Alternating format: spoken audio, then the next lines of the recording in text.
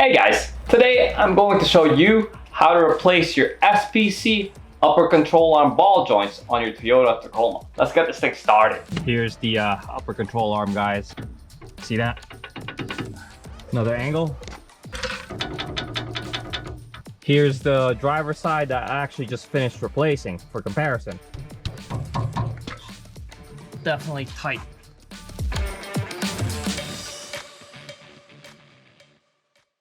Now for those of you guys who are new to this channel, my name is Carl, and this channel is dedicated to all things mods, DIY, and engineering for your second and third gen Tacomas.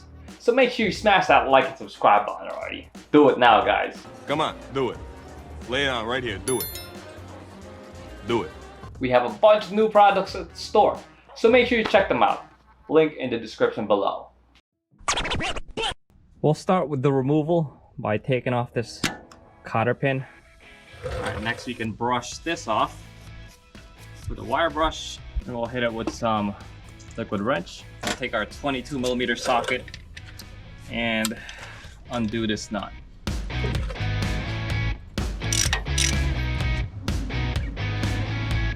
Now we don't want to undo this nut completely just yet.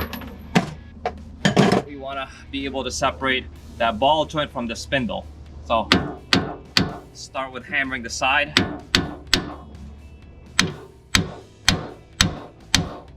Alright, that's pretty seized on there, so take a pickle fork. I really don't care about the boot at this point because we are replacing that whole ball joint assembly. So just hammer in, pickle fork. There we go. And that's separated. See that? Now we could undo this nut up top. Clean up all those threads. Hit it with some liquid wrench as well. Let that soak for a few seconds. That nut we could undo with a 32mm socket. There we go. So that upper nut and washers completely off. Now we can undo this lower castle nut, and that ball joint just come right off. Release from the upper side, released from the lower side there. And we gotta be mindful not to put too much tension on either this ABS cable or this brake line. So now it really would be good to just clean up all these surfaces with a wire brush, get all that mud. Fresh rag with brake cleaner. Cleaning up all that grease, grime. Now for that spindle, we're going to apply some anti-seize on this inner bearing surface and a little bit on the top like this, as well as this bottom section here. And that's it. This we're not gonna touch. We'll put it on the ball joint itself, and you'll see what I mean. So here's the old ball joint, here's the new one. Let's prepare that new one. And first things first, we'll remove this nut up top here. You might notice they actually used a plug instead of grease fitting. So I'm actually gonna transfer this grease fitting onto the new one.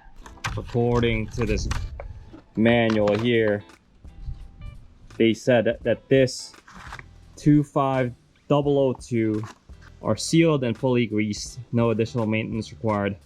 To convert to a greasable ball joint, see SPC part number 25477, and you can't actually find that. So whatever, those grease fittings work universally anyway.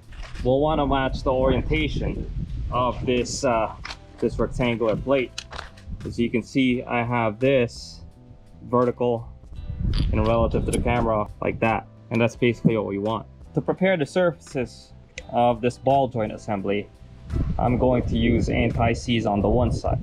And this is very important just in case you need to make adjustments to the alignment, that this is not seized against that ball joint assembly. So I'm only putting it on the one side.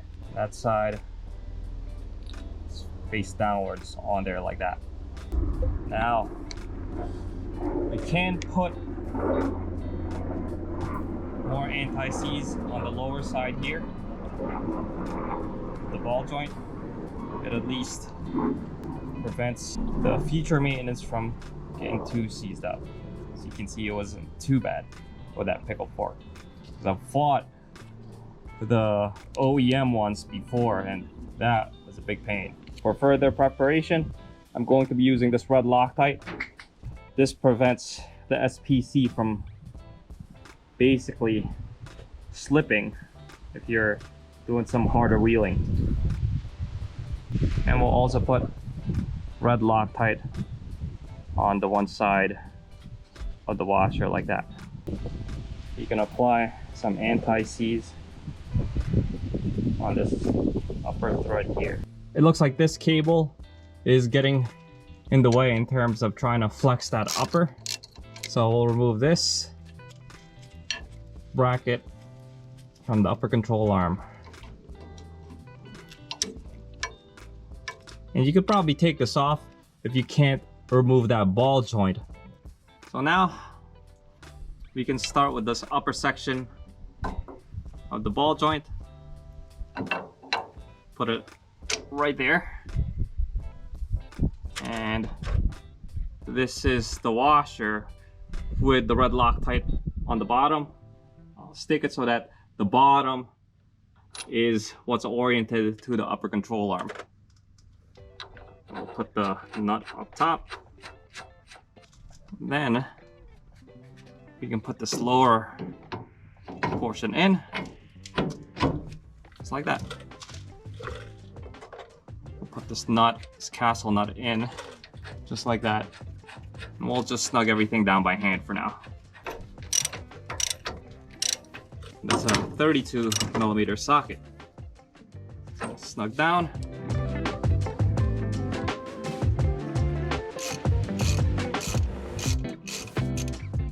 Now from that same manual, that top nut we torqued down to 150 foot-pounds, and that bottom castle nut we torqued down to 45 foot-pounds.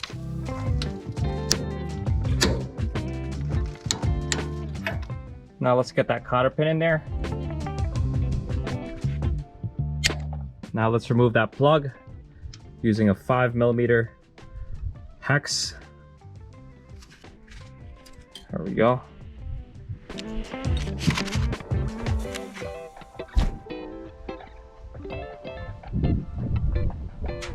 Onto our new ball joint. Snug it with that same 8mm wrench.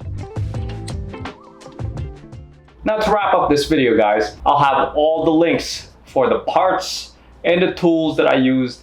It will be linked in the description below. And if you guys wanted to remember the difference between anti-seize and Loctite, anti-seize is for serviceability, for easier removal or replacement, while Loctite is to keep things pretty much locked in place while you're bouncing around on the trails. So that's just something to keep in mind. Big brain move right there, guys. Now, as with all suspension work, guys, it's definitely good to make sure you check your alignment after this work is done. And if you want to do your realignment at home, I do have a video on that in the description below, so make sure you check that out. And if you also want to know how SPCs work, I have a quick 1-minute video on how that works, and that will be linked in the description below as well. So that's pretty much it for this video, guys. Make sure you smash that like and subscribe button while you're at it. And until next time, peace out, everybody.